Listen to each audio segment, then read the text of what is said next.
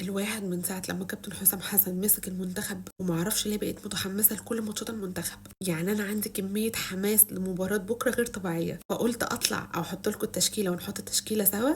بس قبل ما نحط التشكيلة تعالوا أقول لكم على معلومة صغيرة. مدربنا كابتن حسام حسن هو صاحب الهدفين الوحيدين اللي احنا جبناهم في مرمى كرواتيا، وبالمناسبة دي المباراة الوحيدة اللي جمعت بين مصر وكرواتيا، كانت عام 1999، والمباراة خلصت بتعادل الفريقين 2-2. طبعا بعد إصابة إمام عاشور قعدت أفكر في تشكيلة نحطها ومين اللي يقدر يعوض مكان إمام عاشور. نفكر في المنتخب بعد كده نرجع للأهلي. اديت الأولوية للمنتخب لأن ماتش المنتخب هو اللي بكرة، فتعالوا نبدأ كده نحط التشكيلة مع بعض، وإن شاء الله أبقى موفقة في التشكيلة وكابتن حسام حسن يحط نفس التشكيلة بكرة إن شاء الله. في حراسة المرمى طبعا أبو جبل، باك رايت هو محمد هاني، قلبي الدفاع رامي ربيعة وعبد المنعم، باك ليفت محمد حمدي. في وسط الملعب بعد إصابة إمام عاشور من وجهة نظر الشخصية كابتن حسام حسن هيلعب بحمدي فتحي ومروان عطية ومحمد مجدي قفشه. ما اعتقدش اكرم توفيق خالص، لاني اصلا اكرم توفيق الفتره الاخيره بصراحه مش في مستواه اطلاقا. فهو حمدي فتحي اللاعب المناسب،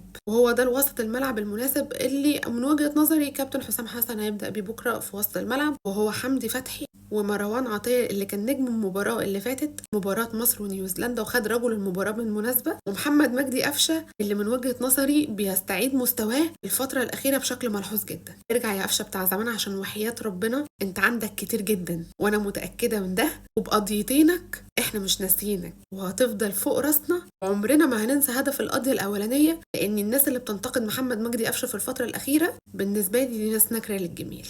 يعني زي ما قلت لكم في جمهور نادي معين كده لو كان محمد مجدي قفشه عندهم وجاب الجول ده فينا وجاب لهم السادسه والله كان كتبوا النادي باسمه. فما اعرفش ليه جماهير الاهلي مستقصده محمد مجدي قفشه في الفتره الاخيره، وانا بالنسبه لي ده لو ما عملش اي حاجه كفايه هدف القضيه الاولانيه بالدنيا وما فيها والله. نيجي للوينجات، طبعا محمود تريزيجيه وعمر المرموش، وفي الهجوم مصطفى محمد. ده من وجهة نظري. طبعا دي التشكيلة اللي كابتن حسام حسن ان شاء الله يبدأ بيها بكرة. بالمناسبة يا جماعة بكرة في مباراة في نفس التوقيت، مباراة مصر وكرواتيا، وهي مباراة تحديد المركز الثالث والرابع. مباراة سوف تجمع ما بين تونس ونيوزيلندا، بس مباراة تونس ونيوزيلندا الساعة 10 في استاد القاهرة، بينما مباراة مصر وكرواتيا الساعة 10 في استاد العاصمة الإدارية الجديدة. وبالمناسبة جميع التذاكر بتاعت مباراة مصر وكرواتيا خلصت، نفذت.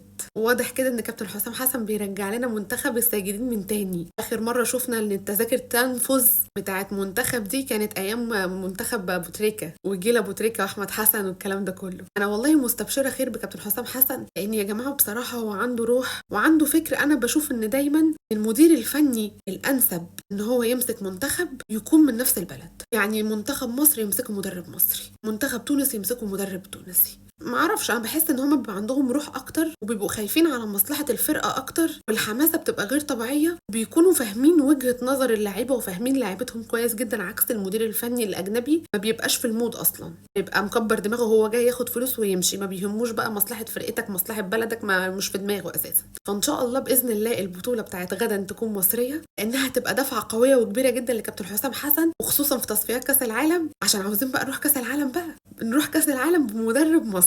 فكل التوفيق لكابتن حسام حسن وابراهيم حسن، وان شاء الله البطوله الوديه غدا تكون مصريه. كل التوفيق لمنتخبنا الوطني.